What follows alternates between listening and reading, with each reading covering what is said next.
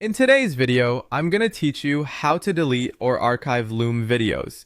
By the end, you'll know exactly how to clean up old recordings, remove what you no longer need, and neatly tuck away videos you want to keep but don't need front and center.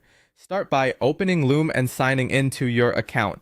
Use the login page you normally use, and once you're in, you'll land on your dashboard. From there, click My Videos. This is your library where every recording you've made is listed. Take a moment to scan the titles and thumbnails so you can quickly spot the video you want to manage. If you have a large library, sorting by date or using search can help you narrow things down faster. Let's begin with permanently removing a recording. Click the video you want to delete to open it.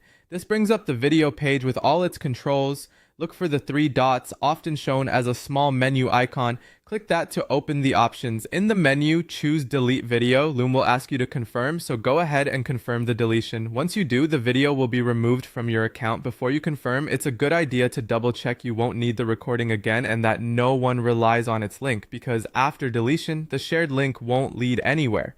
If you don't want to remove a video forever, archiving or moving it is a better choice. Open the video you want to tidy away, just like before. Click the three dots to open the options. Depending on how your workspace is set up, you'll see choices to move the video into a folder or to archive it. Moving the video to a folder is perfect for organizing by project, client, or topic, so your main list stays focused while the recording remains easy to find later. If archive is available, choose that to keep the video, but hide it from your primary view. Archiving is great when you want a quieter, cleaner dashboard without losing access to the content. To recap, delete a video when you're confident it's no longer needed and you want it gone from your account. Archive or move it when you want to keep it, but reduce clutter. Both approaches start the same way.